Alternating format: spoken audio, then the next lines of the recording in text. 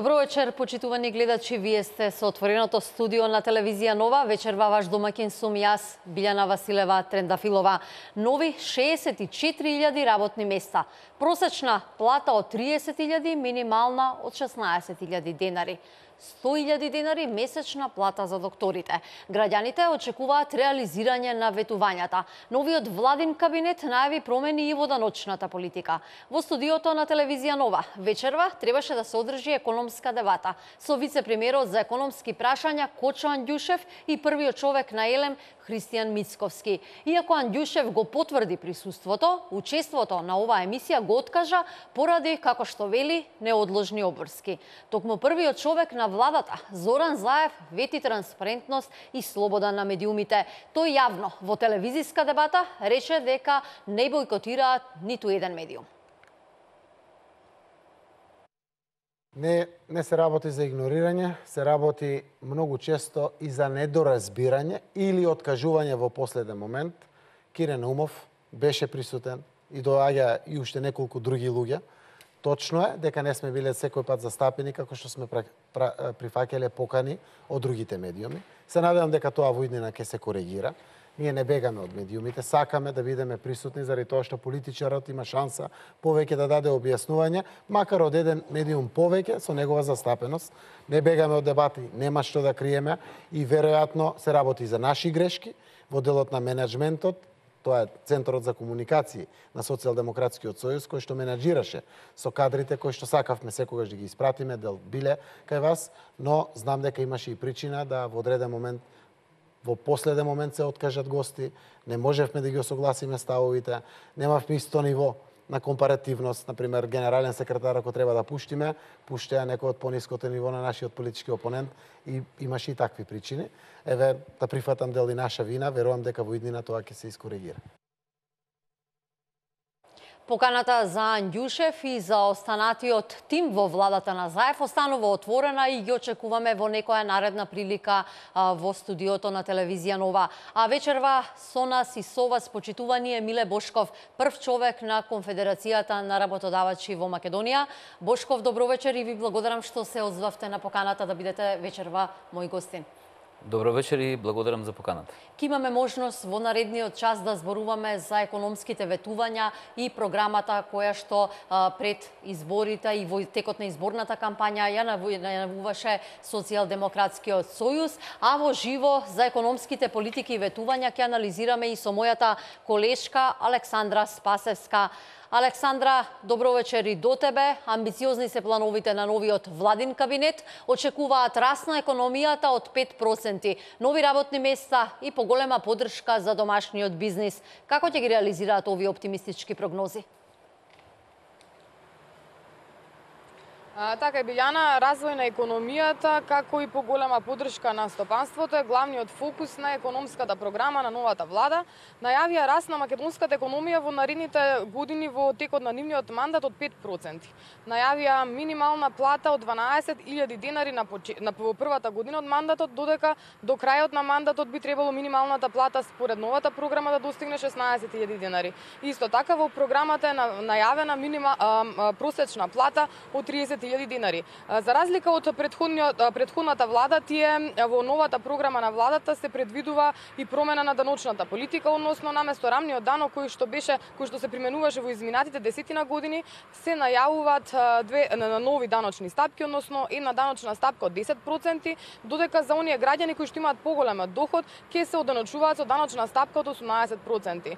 Исто така најавена е поголема поддршка за пензионерите и за социјално ранливите категории, а поголема е поддршката и за домашниот бизнис, односно кој ќе изнесува 20 милиони евра во првата година од мандатот, додека до крајот на нивниот мандат би требало според програмата да достигне до 50 милиони евра. Сепак економистите не се толку оптимистични, велат дека поради политичката криза која предолго траеше и влијаеше многу врз македонската економија, раст на економијата од 5% не е можен. Меѓутоа предлагам деталите од економската програма да ги погледнеме од прилогот на колешката Љупка Камчева. Развој на економијата и подигнување на животниот стандард на граѓаните е главен фокус на економската програма на новата влада. Просечна стапка на раст на економијата од 5% годишно, воведување на персонален данок со 2 стапки од 10 и од 18%, раст на просечната плата до 30.000 денари, минимална плата од 12.000 денари. Колку овие мерки се реални и остварливи? Економски раст од 5% е можен, но за 5 години, сметаат економистите. Според нив, предвидениот раст од 5% стопанството во следните 2 години нема да може да го испорача, како резултат на политичката криза која долго време го држи бизнисот во неизвестност. Бизнисмените исто така сметаат дека треба точно да знаат што ќе бидат ефектите од прогресивното одданочување, за да не дојде до зголемување на даночната евазија. Од една страна таргетираш по една група на луѓе кои што се побогати за да ги оданочиш повише, што можеби гледано од идеолошки аспект е добро, но од друга страна они секогаш наоѓаат начини за евазија и мислам дека таа е една од најмалку размислените мерки и мислам дека околу тоа ќе треба да има поприлично голема дискусија. Бизнис секторот постојано бара реформи, но добро осмислени со прецизни пресметки што ќе донесат за фирмите. Велат дека се свесни дека просечните плати кои ги исплаќаат се недоволни, но дека пораст ќе има кога ќе има поддршка за фирмите и стабилна економија. Во програмата на СДСМ има повеќе економски мерки, но не се соопштуваат детали како би се реализирале. Меѓу нив се и укинување на горната граница за плаќање на придонесите на плати, измени во даночната политика за данокот на имот, зголемување на надоместокот за технолошки вишок за 20%, како и воведување државна социјална пензија за секое лице над 65 години кое не ги остварува условите за старосна пензија. Во програмата на новата влада се предвидува и повеќе пари во стопанството, односно финансиска поддршка за домашните компании. Во првата година се предвидува малите и средни компании финансиски да се помогнат со 20 милиони евра. Средствата ќе се зголемуваат секоја година и според очекувањата за 4 години тие да изнесуваат 50 милиони евра, а се со цел фирмите извозно да се ориентираат и да создаваат повисока додадена вредност. Александра, од прилогот на Љупка Камчева ги слушнавме деталите за економската програма која што ја ветува кабинетот на Заев. Очигледно е дека економскиот тим ќе има многу работа, но токму името на вице-премиерот за економски прашања Кочан Ѓушев, најповикан за економските мерки и проекти, овие денови ја брануваа јавноста. Од првиот ден дел од медиумите, но и Димитар Апасиев, членот на президиумот на Левица, обвинија за судирни интереси во случајот со Андјушев, кој што е кадар на социјалдемократите за економски прашања. Ден пред да биде избран Андјушев, била дадена привремена дозвола за производство на струја на мала хидроелектрана, на која како косопственик се јавува токму Андјушев. Што велат информациите, дали е изигран законот? Така е, Билјана, уште од првиот ден од кога беше назначен Кочан Ѓушев за вице-премиер на новата влада, меѓутоа и претходно кога се водеа дебатите кој треба да биде вице-премиер, имаше жестоки критики од страна на експертската јавност. Димитар Апасиев вчера на својот Facebook профил објави дека има судирни интереси кога станува збор за назначување на Кочо Ѓушев за вице-премиер на новата влада. Според неговиот пост, новата влада беше изгласана во собранието на 31 мај, објавена во службен весник на 1 јуни. Во истиот тој службен весник, според постот според Апасиев, е објавена одлука на регулаторната комисија за енергетика, каде што компанија, каде што Кочан Ѓушев е косопственик, добила дозвола за производство на електрична енергија од мали хидроелектрани. Исто така и Бранимир Јовановиќ од Левица, кој што сега е советник во кабинетот на новиот министер за финансии Драган Тевдовски, пред да биде изгласана новата влада, велеше дека е непотребно, односно не треба да се назначи бизнисмен на вице-премиерската функција во новата влада. Меѓутоа, предлагам да го погледнеме прилогот каде што ќе ги видиме деталните поенти. Димитар Апасиев, членот на президиумот на Левица, на својот Facebook профил обвини за судирни интереси во случајот со Кочан Ѓушев, кој што е вице-премиер во новата влада. Според Апасиев, ден пред да биде избран Андјушев, била дадена привремена дозвола за производство на струја на мала хидроелектрана, на која како сопственик се јавува токму Андјушев. Постои реален судирни интереси во новата влада. Имено составот на владата е избран на 31 мај 2017 година, а беше објавен во службен весник број 65 на 1 јуни 2017 година. Само една страница подолу има одлука на Регулаторната комисија за енергетика од 31 мај 2017 година за давање привремена дозвола за производство на струја на мала хидроелектрана, чиј собственик е Кочо Ангјушев. Како што пишува Пасиев, еден ден пред да биде објавен изборот на новата влада во службен весник, Регулаторната комисија за енергетика објавила статус на повластен производител на електрична енергија на друга хидроцентрала, каде Ангјушев повторно е коособственик. Ова е типична буржоаска игра со која е изигран законот, бидејќи Регулаторната комисија ги донела одлуките за доделување дозволи за бизнисите на Ангјушев да оперираат пред тој да стане вице-премиер. Отиако овие одлуки беа донесени 2 дена подоцна, ќе можеше да се покрене кривична постапка. Пред 10 дена и Бранимир Јовановиќ, уште еден член на Левица, кој што сега е советник на новиот министер за финансии Драган Тевдовски, го набадна изборот на Кочо Ангјушев за вице-премиер. Тој во гостување на ТВ21 на 26 мај кажа дека за да се назначи представник на бизнис заедницата за вице-премиер е од прилика исто како да назначите човек кој што љуби да пие, да чува визба во која што има складирано алкохол. Добрата оценка за ова прашање според мене ја даде еден мој другар. Тој кажа дека да се назначи представник на бизнис заедницата за вице-премиер е од прилика исто како да назначите човек кој што љуби да пие, да чува визба во која што има складирано алкохол. Ова не го кажам за да го навредам бизнис секторот, туку за да го илустрирам конфликтот на интереси кој што постои во оваа релација. Задачата на бизнисот според Јовановиќ е да прави профит. Александра, денеска и Зоран Заев зборуваше за вице-премиерот и за можниот судир на интереси. Што вели тој? Го одбрани или неговиот заменик? Така е, Билјана, освен прашањето за судирот на интереси помеѓу вице-премиерската функција на Кочо Ангјушев и неговите бизниси, денес медиумите го праша и премиерот Зоран Заев дали смета дека има конфликт на интереси со назначувањето на вице-премиерот Ангјушев. Тој вели дека Ангјушев има покренато правни постапки кои што ќе им докажат на граѓаните дека нема да има судир на интереси. Тој го брани, вели дека нема конфликт на интереси во неговото поставување. Меѓутоа, предлагам да погледнеме кратко неговата изјава. Според мене нема, заради тоа што знам кои правни постапки ги покрена Кочо Ангјушев согласно законот и ќе оставам тој да ги објави во соодветно време во интерес на знаењето на сите граѓани и во интерес на вас новинарите. Александра, ти во детали ни ги објасни најавените економски проекти и мерки, сепак останува да видиме колку дел од тие ветувања ќе бидат реализирани согласно дадените рокови, а ние вечерва во отвореното студио ќе зборуваме и за тоа каков слух ќе има токму вице-премиерот кој доаѓа од бизнис заедницата. Почитувани, како што ви најавив на почетокот, наши ваш вечерашен гост е Емиле Бошков од Конфедерацијата на работодавачи. Бошков, и вие бевте консултирани пред Ангјушев да биде официјално номиниран за вице-премиер за економски прашања, беа консултирани и прашани секако и стопанските комори. Очекувате ли бизнисменот да се грижи повеќе за профит или да има поголем слух за бизнис заедницата?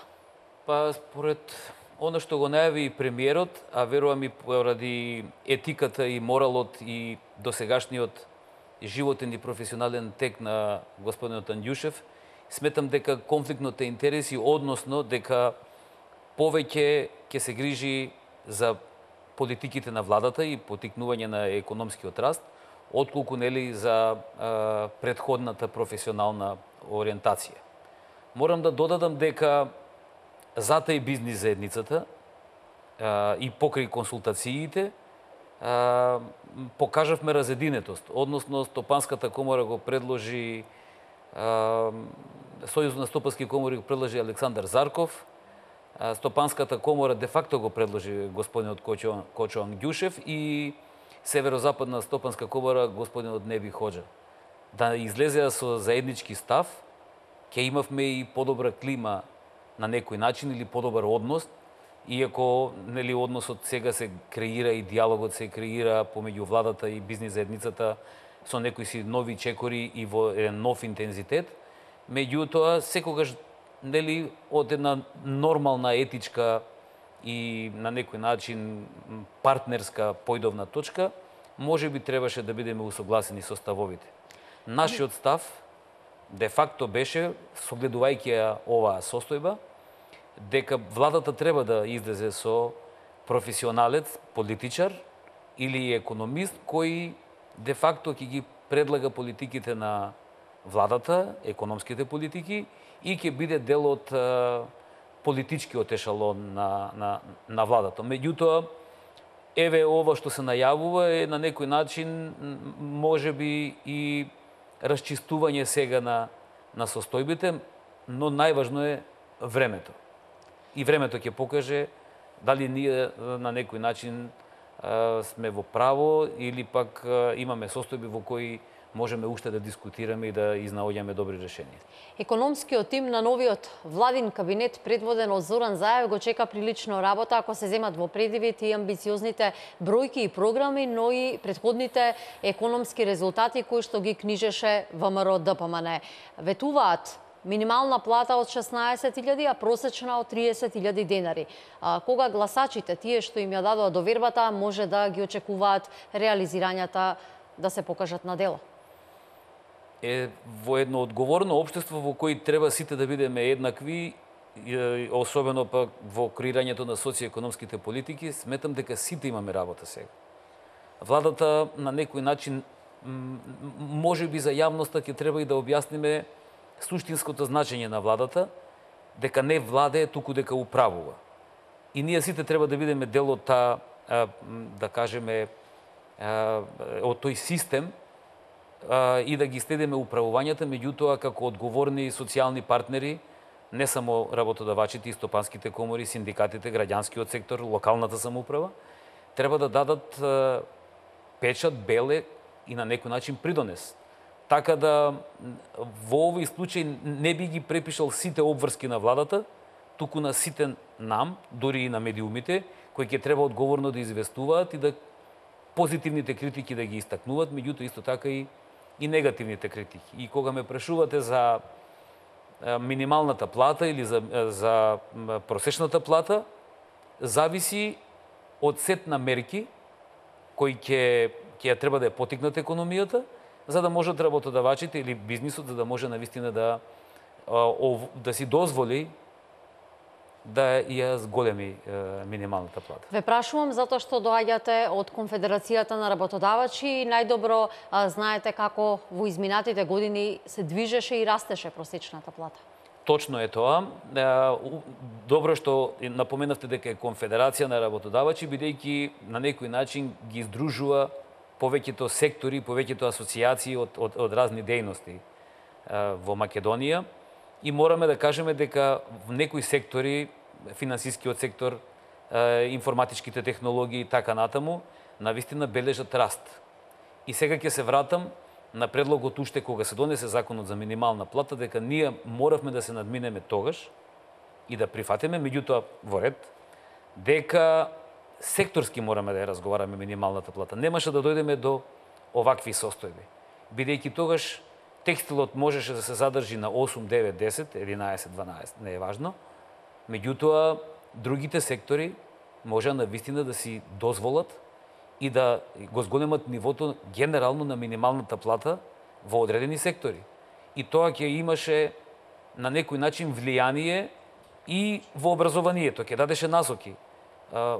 Навистина граѓаните очекуваат со своето образование и на некој начин подоцна од своето образование кон професионалната ориентираност, навистина да екзистираат во подобри услови. Ќе одбереа доходовни дејности или доходовни професии, можеа да се вклучат сами да отвораат бизниси или да се вработуваат во повисоко доходовни дејности.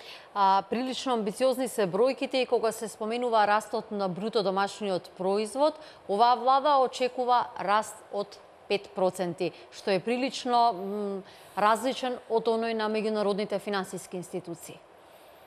Па, тоа се предвидувања.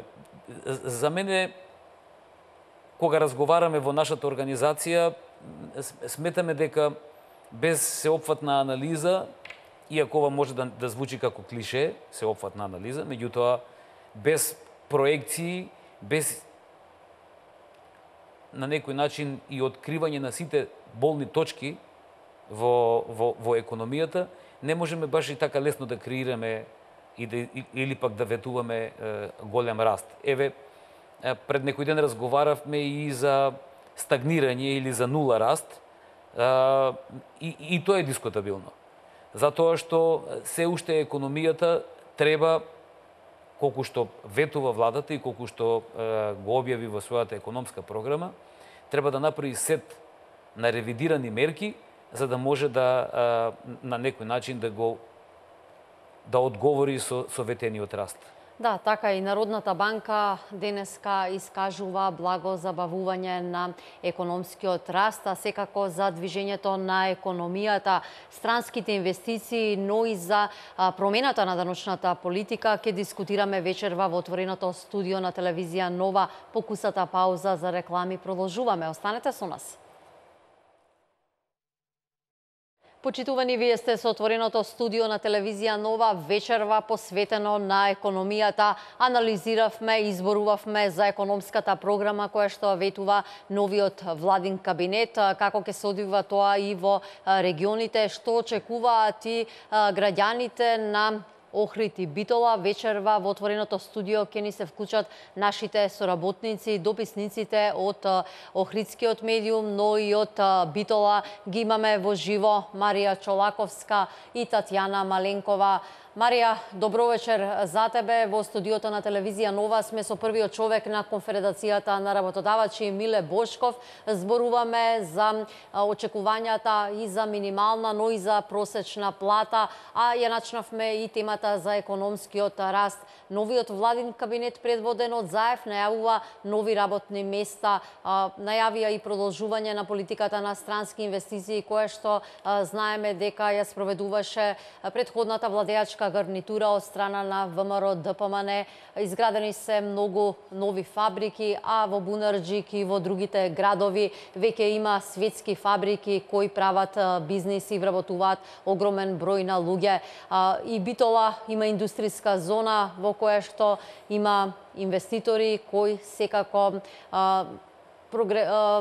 не само што почнаа бизнис, туку и го развива, токму и вие како медиум имавте контакти и со неколкумина други странски инвестиции. Што да очекуваме во наредниот период во Битола?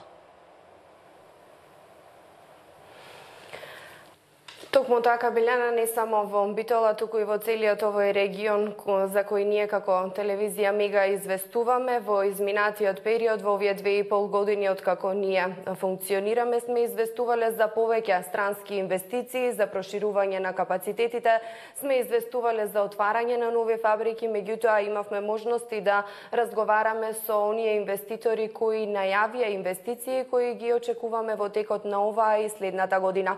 Од оние кои беа најавени конкретно за Битола, јас разговарав со инвеститорите на Цираметал и Пластики. Тие велат дека тука се одлучиле да инвестираат токму заради тоа што имаме поволна бизнис клима, меѓутоа исто така доста пресудно било и тоа што Република Македонија е рангирана како една од најпосакуваните дестинации за инвестирање. Ова се дел од нивните изјави кои ги имавме за време на интервјуата кои ги снимавме со нив. Исто така велат дека тука пронашле и добар квалификуван кадар кој им е потребен за нивните фабрики. Од она што исто така можам да го истакнам како информација за она што ние сме известувале во изминатите повеќе од 2 години е проширувањето на Кромберг и Шуберт, која исто така и тија спомена. Значи, оваа фабрика, оваа есен веќе ќе наполни 4 години од како започна со работа во индустријската зона во Жабени и веќе има околу 4000 вработени лица, не само од Битола, туку и од регионот. Оваа година го проширија својот производствен капацитет, отворија нов погон кој овозможи вработување на околу 1300 нови лица, како што веќе кажав, од Битола и од регионот. Исто така морам да споменам дека во изминатиот период во Битола беше отворена и фабриката Стиза за производство на чипси, иако за оваа фабрика имаше некои шпекулации дека можеби ќе се затвори, сепак самиот собственик на оваа компанија излезе токму преку нас медиумите и ги негираше негираше овие гласини, но не само што самиот тој ги негираше гласините, туку и нивната работа во изминатиот период покажа дека токму тие шпекулации не беа точни. Кога станува збор за регионот, не е благодарно да се зборува само за Битола. Јас исто така морам да ја споменам и Key Safety Systems во Кичево, која иако како инвестиција беше најавена дека ќе има околу 1000 вработувања, во моментов има околу 1200 вработени, а најавени беа за оваа година и 800 нови вработувања. Дали и како ќе се реализираат, останува да видиме, затоа што нели оваа економска програма Key Safety System беше една од странските инвестиции која беше донесена благодарение на советниците за привлекување на странски инвестиции на минатата влада. Оваа влада најавува дека акцентот ќе го стави токму на домашните компании. Кога станува збор за инвестициите во регионот, ќе го споменам и Прилеп, таму одлично функционира Гентерм. Таму бевме сведоци на една голема инвестиција која во моментов работат околу 800 луѓе, квалификуван кадар од Прилеп, меѓутоа исто така можам да кажам дека има голем број на вработени и од Битола. Во истата индустријска зона во Прилеп е и фабриката Акомпласт, меѓутоа за тука се најавени нови инвестиции како што е германскиот гигант ВИК. Морам да ги споменам Apple Land во Ресен, која во изминатиот период им го олесни пристапот на преспанските овоштари за откуп на јаболката, меѓутоа исто така и фабриката Сеќе во Крушево, која пак им помогна на тутунарите во изминатиот период. Морам да кажам дека покрај тоа што известувавме за работата и отворањето на овие нови компании и фабрики во индустријските зони, имавме можност покрај тоа што разговаравме со инвеститорите, јас лично имав можност да разговарам и со некои од оние советници во државните советници за привлекување на странски инвестиции. Тие секако работеа како тим на владата на Република Македонија и секогаш истакнуваа дека мора тоа да го работат тимски, а не поединечно. Меѓутоа, она што преку разговорите, преку интервјуата кои ги работевме со нив, беше едногласно од сите нив, беше дека освен тоа што се отворени голем број на работни места во токму преку овие директни странски инвестиции, тие исто така истакнуваа дека соработката на инвеститорите со домашните компании. Значи, покрај директните вработувања, секогаш ги потенцира и оние индиректниот бенефит за домашните компании, односно сето тоа што кога еден странски инвеститор ќе дојде во нашата земја да инвестира, веднаш му е потребна логистика од локалниот бизнес сектор. Ги споменуваа секогаш дека им се потребни правници, економисти кои ќе работат на регистрирање на нивната фирма и средување на нивната документација. Меѓутоа исто така секогаш истакнуваа дека странските компании кои инвестираат во Република Македонија секогаш имаат потреба и ангажираат домашни компании кои пак ќе им овозможат превоз на вработените, но исто така и кетеринг услуги, затоа што најголемиот дел од овие странски инвестиции за своите вработени имаат обезбеден превоз и храна. Исто така она што државните советници за странски инвестиции го потенцира е дека токму зголемениот број на странски инвестиции во Република Македонија, како доаѓаат една по една, им ја олеснуваат нивната работа. Бидејќи доколку пред 10 години не им било тешко да објаснат која е Република Македонија и да ги убедат тие потенцијални инвеститори зошто би инвестирале тука во нашата земја, сега кога веќе Република Македонија во повеќе светски признати извештаи се најде како една посакувана дестинација за инвестирање, нивната работа е многу олеснета. Секогаш потенцира дека кога веќе ќе споменат, инвеститорите знаат и подостапни им се информациите за Република Македонија, затоа што секогаш имаат некој соработник или пак некоја друга позната компанија која веќе инвестирала тука или пак веќе го истражила пазарот тука. Што значи едноставно им се овозможиле поголем број на контакти и многу полесни разговори за привлекување на нови инвестиции во Република Македонија. Она што исто така беше доста коментирано во изминатиот период, а токму моите соговорници сакаа секогаш да го истакнат, беше и тоа дека странските компании добиваат поголеми поволности и токму поради тоа имаме повеќе странски инвестиции, а домашните компании не се доволно охрабрени. Нашите советници секогаш потенцираат дека домашните компании ги имаат секако истите оние поволности за инвестирање во индустријските зони и дека токму овие странски компании не представуваат нивна конкуренција, затоа што странските компании секогаш се ориентирани кон извоз и работат најчесто ги имаме инвестициите за автомобилската индустрија. Во Република Македонија реално немаме компании кои произведуваат за автомобилската индустрија. Меѓутоа, кога станува збор за инвестирањето на домашните компании во технолошко-индустријските развојни зони, имаме и такви примери на оние кои се охрабриле и ги искористиле овие поволности од нашиот регион. Јас можам да ја издвојам фабриката за преработувачкиот капацитет за замрзнат зеленчук и овошје во општина Кривогаштани. Според тие веќе работат, одлично работат, значи станува збор за инвестиција од 1,5 милиони евра, се простираат на 6000 метри квадратни и имаат повеќе од 100 вработени. Марија, ти многу детално, концизно и соопфатно не подсети на странските инвестиции кои водат бизнис не само во Битола, во индустријската зона, туку и во целиот Пелагониски регион, а токму даночната политика, ниските даноци можеби беа и магнет за овие странски компании да почнат бизнис во Македонија. Беа препознаени од големите светски реномирани гиганти, каде Македонија се најде токму на мапата, а Македонија се најде и на мапата на странските туристи кои во се поголем број доаѓа да ја видат Македонија, убавините, но пред се доаѓа во македонскиот бисер Охрид.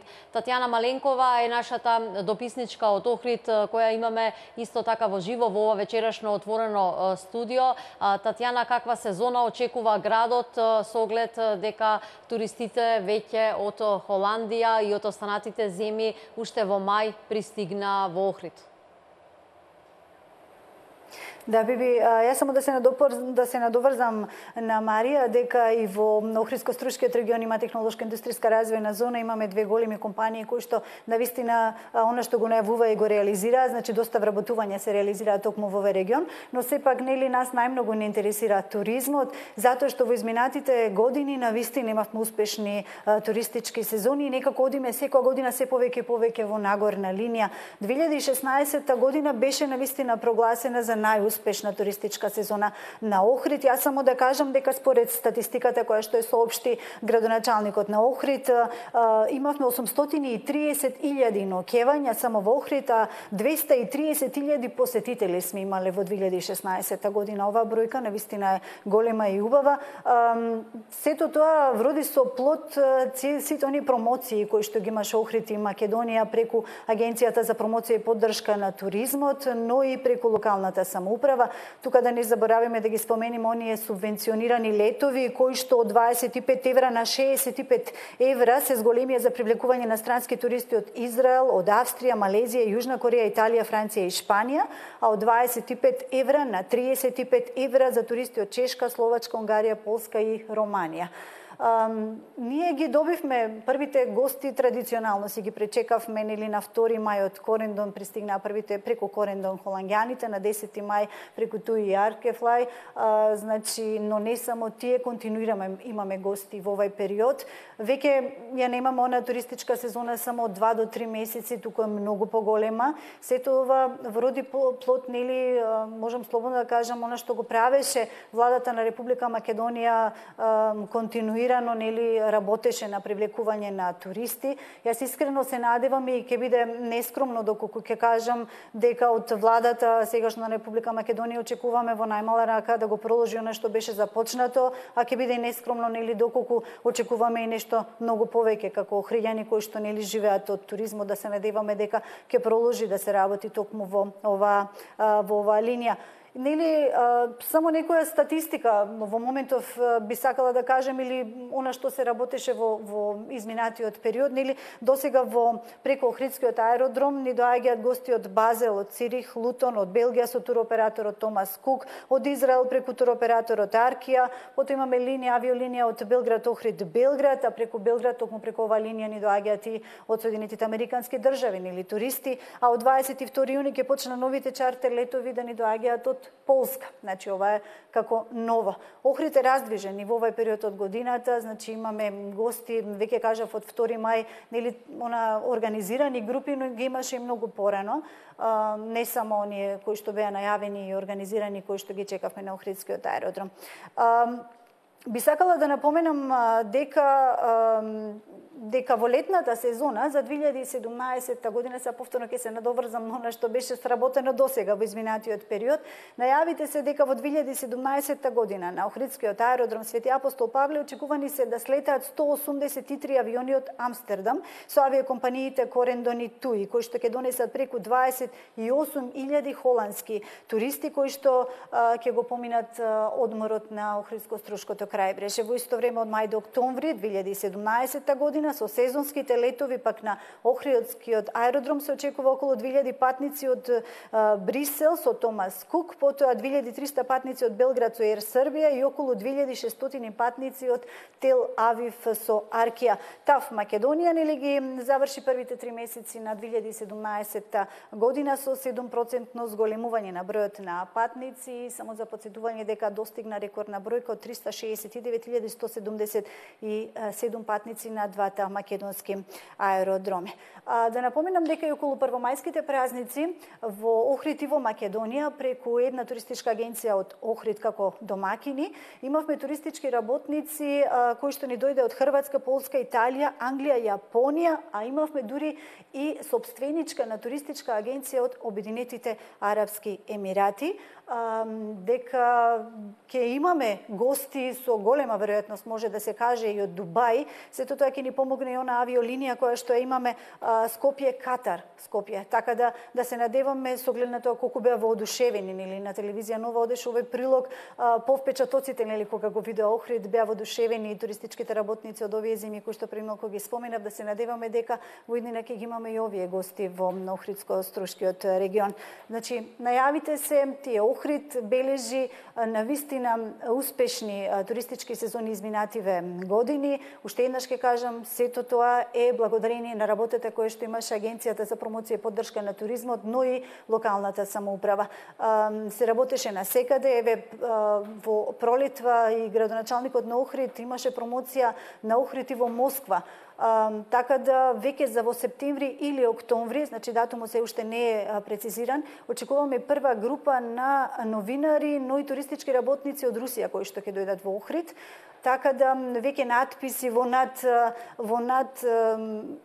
огромен број нели на руски списанија за убавините на Охрид веќе излегоа, а според една изјава на градоначалникот, значи веднаш и по пресконференцијата и покрај тоа што се уште не немаат посетено новинарите, само надписите што излегле веќе ги привлекле русите и дека веќе ги имаме и првите руси во овој период на Охрид. Така да се надеваме дека ќе имаме успешна туристичка сезона и овој пат, ако денот нели по утрото се познава, така да очекуваме нели и ова лето да имаме убава и успешна туристичка сезона.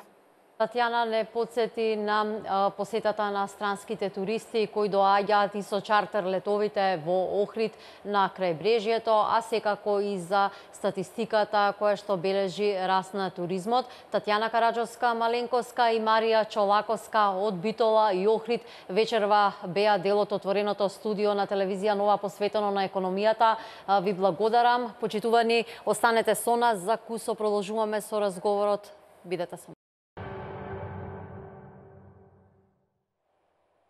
Го гледате отвореното студио на телевизија Нова. Господине Бошков, слушнавме како растеа и како доаѓаа странските инвестиции во Македонија изминатите години. Новиот владин кабинет најавува мотив и поволности за домашните компании, но секако рекоа дека ќе продолжат политиката на привлекување на странски инвестиции. Веќе видовме во економскиот тим задолжен за привлекување инвестиции на местото на Мизо и Самак седна Мерко, Рамис Мерко и Самка Ибраимовски. Очекувате ли во фокус на новата влада да бидат странските инвестиции?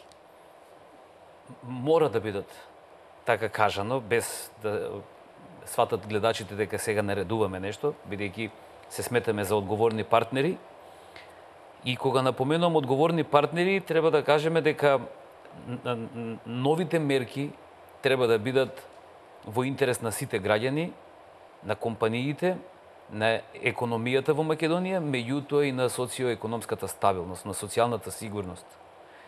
Она што ми недостасуваше во минатото е управо тоа што мораме да го истакнеме околу социјалната грижа и околу социјекономската стабилност.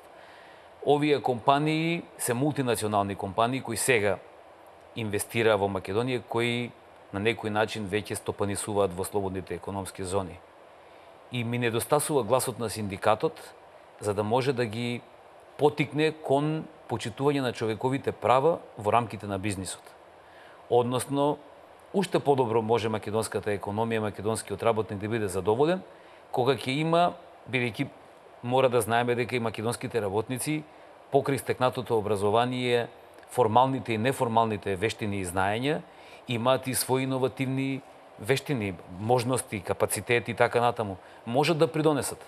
Меѓутоа треба систем за да може да се вклучат во процесите. Исто како и вие, кога на вашиот собственик и на менаџерите во Нова телевизија надополнувате, кажувате во која насока треба да оди програмата, информацијата кон граѓаните и така натаму. Така да овие категории на информирање и консултирање со вработените ќе треба да бидат фокус на новата влада во привлекување на странските директни инвестиции, кои ќе напоменат дека Македонија нема само ефтина работна сила или нема само придружна економија која ќе се бави со кетеринг, транспорт и правни услуги, туку дека ќе може да развие, го имаме иновативниот фонд и ќе се инвестираат, се надевам, на некој начин и средства кои ќе надополнуваат иновативни техники, истражување, анализи, за да може навистина и македонските компании да воведат технологии кои ќе бидат како дел од синџирот на набавки на странските директни инвестиции или пак на подобрување на локалната економија. Така да две работи напоменав, а тоа е сигурноста и стандардите кои се имплементираат на интернационално ниво во насока на почитување на човековите права во рамките на бизнисот и новите технологии кои ќе треба да ги на некој начин дали ќе бидат потикнати, субвенционирани, ослободени и така натаму за придружување кон странските директни инвестиции. Еднаквите можности во оваа насока можат навистина да донесат една нова димензија на привлекувањето на странски директни инвестиции. Ова, така ќе наречам, овој турнус на привлекување на странски директни инвестиции од претходната влада во насока на политиките за вработување и намалување на невработеноста, треба сега да прејде во политики на изначување на економските можности, привлекување на странски директни инвестиции кои ќе ни дадат социоекономска и политичка стабилност или политичко-економска стабилност, да ја презентираме Македонија онака како што кажа и вашите дописници, како дестинација во која може добро да се инвестира, добро да се работи, добро да се заработува и да оставиме порака, нели, и понатаму дека новиот кадар, новите компании, новите предприемачи ќе имаат шанса и во овој сегмент. Не само на собствениот пазар или оние кои ги замислиле, туку дека им е ослободен и пазарот во кој пливаат странските директни инвестиции. Токму ниските даноци беа клуч за странските инвеститори. Сега се најавува промена на даночната политика. Владата најавува дека ќе го напушти концептот на рамен данок и најавува воведување на прогресивен данок. Дали ова очекувате да ја зголеми даночната евазија?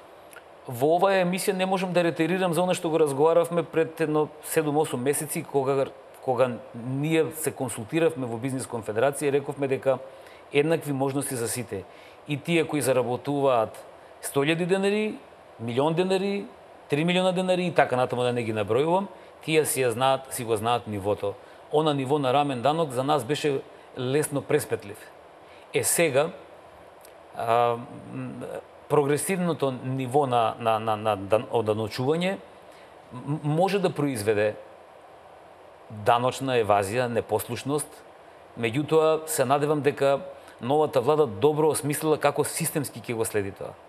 Односно, сите процеси кои водат кон даночни обврски ќе мора да бидат добро смислени на кој начин ќе се следат процесите за даночно наплатување на побарувањата на самата држава, а во исто време и да потикнуваат економски раст. И во овој случај треба многу голема доверба, односно пред се еднакво толкување, еднакво спроведување на даночните политики. Ке треба еден голем тренинг, така народски ќе се обратам или ќе кажам, на инспекторите, на целиот систем кој ќе на некој начин ќе треба да се навикнува на новите даночни политики и нормално е бизнис секторот ќе треба пред се етичко и усогласено, на англиски тоа го кажуваат compliance, бидејќи на некој начин опфаќаат целокупна усогласеност, усогласено да ги водат бизнисите во рамките на законите и во рамките на етиката, моралот и да се почувствуваат дека придонесуваат во социјоекономското милје во Македонија. Какви се искуствата и со европските земји, побогатите, да плаќаат повисок данок? Значи, сега тука тоа е дискутабилно. Има навистина високо развиени социјоекономски политики и општества, во кои навистина работодавачите, кога разговараме, например, во рамките на билатерални соработки со даночните обврзници од Данска, Шведска, Норвешка, Германија и така натаму, имаат високи ставки на даноци. Меѓутоа, исто така, имаат и високо потикнување за економски раст. И тие економии навистина имаат балансиран однос во социјоекономското и даночното обкружување. И затоа имаат и таков раст. Навистина ние имаме менталитет инспекторски да мораме секогаш превентивно да ги известиме, информираме или истренираме компаниите дека ни се случуваше да ги пред се да бидат казнувани. Тоа го чувствувавме и ние како бизнис заедница и во сите оние анализи, во сите оние комуникации со компаниите, се уште им стои таа грудка на недоверба и на нееднакво толкување. И јас во сите можни инспекцијски служби или инспекцијски состави на некој начин би кажал, бидејќи мислам дека се уште се 29 различни инспекции во однос на социјоекономското живење, дека ќе треба да имаат сите на еднакво ниво, еднаков третман и еднаква информација и многу важно еднакво толкување за еднакво спроведување на законите. Задача ќе биде и да се намали сивата економија. Што покажуваат бројките и дали можеме да очекуваме реална битка против нелегалната економија? Нелегалната односно сивата економија можеме да ја поделиме. Пред се имаме сива економија во регистрирани и вработени и дел од сивата економија во кои учествуваат вработените, кои после своето работно време официјално се занимаваат со други дејности од кои екзистираат или имаат приходи. И нормално имаме сива економија на нерегистрирани дејности, на нерегистрирани економии кои не само што се сива економија што не придонесуваат воопшто во општеството, туку создаваат и нелојална конкуренција.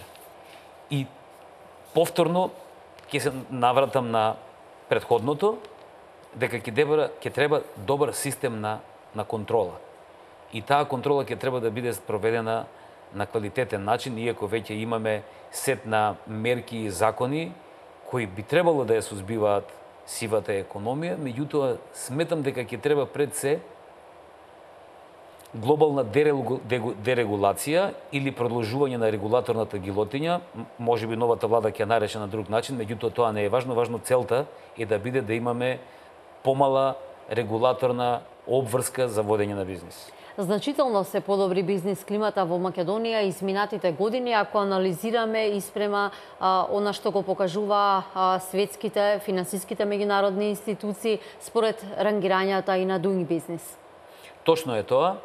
И тие бројки кажуваат дека Македонија се движела во добра насока и сега треба да се продолжи со тие политики.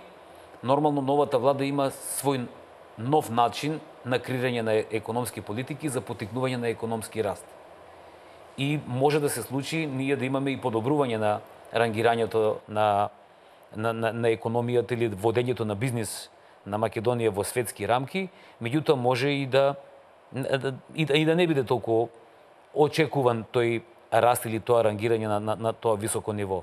Сепак ревидирањето на мерките кои носат до висока позиција за водење на бизнис на светско ниво, особено во рамките на Doing Business, нема да го заборавам и индексот на конкурентност, кој исто така покажува во која насока е конкурентна македонската економија, ќе работат пред се новата влада ќе работи пред се на суштински мерки кои ќе покажат на вистински раст врз основа на вистински параметри и на вистина ќе имаме шанса да времето сепак е фактор во овој момент, ќе покаже во која насока и кој пат е одбран за економски раст. Како што велите, суштински мерки, стратегија, а не популизам. Тоа го очекуваат граѓаните, особено гласачите кои што ја дадоа довербата на новиот владин кабинет. Час поскоро обичните граѓани очекуваат подобар живот. Земјоделците ги очекуваат ветените субвенции, а секако студентите стипендиите. Може ли да очекуваме дека реално ќе се движи се со брза динамика, како што се ветуваше во предизборието, или да чекаме ретерирање дека ќе се оди надвор од ветените рокови? Ние не можеме да се бавиме особено со политички предпоставки. Треба да си веруваме на зборот. И премиерот многу добро кажа и предмалку кога го следавме дека владата ќе биде отворена, транспарентна, ќе биде достапна за комуникација, за диалог. Ние тоа ќе го правиме низ економско-социјалниот совет, националниот совет за претприемништво и конкурентност, преку собраниските комисии во кои сметаме дека можеме да придонесеме и очекуваме и бизнис заедницата и граѓанскиот сектор и синдикатот дека ќе се одважат и навистина ќе учествуваат со предлози. Можеби е тоа начин на кој и можеме да ја помогнеме и да придонесеме. Меѓутоа, нормално владата има своја програма и политика. Со таа политика и со таа програма ги освои изборите и треба да веруваме, меѓутоа исто така и да бидеме свесни и будни во насока кога сметаме дека препораките може само да придонесат.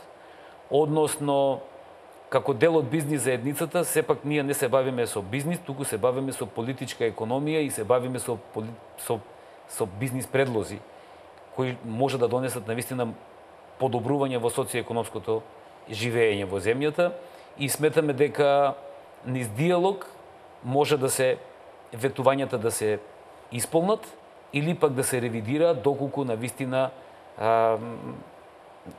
не е ни проблем да се сгреши кога може добро да се признае и добро да се ревидира тоа. Така е, како што рековте, важно е да се испочитува дадениот збор. Економијата беше можеби во сенка на тригодишната политичка криза, иако беше светла точка изминатиот период, тоа го покажуваа бројките. Новите работни места, странските инвестиции можеби малку стагнираше во период кога Македонија беше окупирана со политиката, со изборите, со формирањето на новата влада. Сега токму сите очекуваат новиот кабинет час поскоро да ги реши и да создаде уште подобри услови за бизнис заедницата, за да се врати во нормала и тргне во нагорна линија. Тоа е точно. Она што го кажавте, политиката премногу се занимаваше со себе и политичарите и на некој начин економијата и граѓанскиот сектор беа во втор план. И добро е што имаме политичка разрешница. Од друга страна, сега бизнис заедницата очекува бизнис разрешница и ние сметаме дека владата навистина оној долг кој го има и преку локалната самоуправа, и преку јавните компании, и нормално самата влада, и за услуги, и за социјални трансфери, дека навистина ќе собере сили да ги исплати кон бизнис секторот. Мораме да напоменеме дека сме свесни дека владата има доволно аргументи за да провери што се случувало претходно, за да може навистина да отчетно да излезе кон исполнување на обврските, кон, ќе ги наречам вкупно, доверителите. Тоа ќе биде на некој начин инекција за потикнување не само на бизнисот како бизнис, туку и на потрошувачката економија, која индиректно ќе го на некој начин ќе го потикне бизнисот. Меѓутоа, нормално дека и кај нас во економијата постојат даночни обврски и данок на додадена вредност. Сметам дека дел од тие средства што ќе ги врати во бизнисот и во граѓанскиот сектор, дека повторно ќе го економски бизнис кажано, ќе го сврти повторно низ своите даночни системи. Да почекаме да видиме во кој правец ќе се движи економијата, како ќе оди реализацијата на ветеното, па секако тука сме да ги сублимираме и анализираме сите тие најавени мерки и проекти. Господине Бошков, ви благодарам што вечерва бевте дел од отвореното студио на телевизија Нова. Почитувани, вам ве подсетувам дека токму вечерва во ова отворено студио беше поканет, а и го потврди своето присуство вице-премиерот за економски прашања Кочо Андјушев. Не дојде поради, како што рече, неодложни обврски. Најави дека во наредна прилика секако ќе учествува и ќе можеме директно и отворено да го прашаме за сите дилеми и отворени прашања кои брануваат јавноста. Ви благодарам што не гледавте. Не заборавајте, на секој час имаме нови информации и вести. Читајте и на нашиот интернет сајт tvnova.mk. Гледајте телевизија Нова.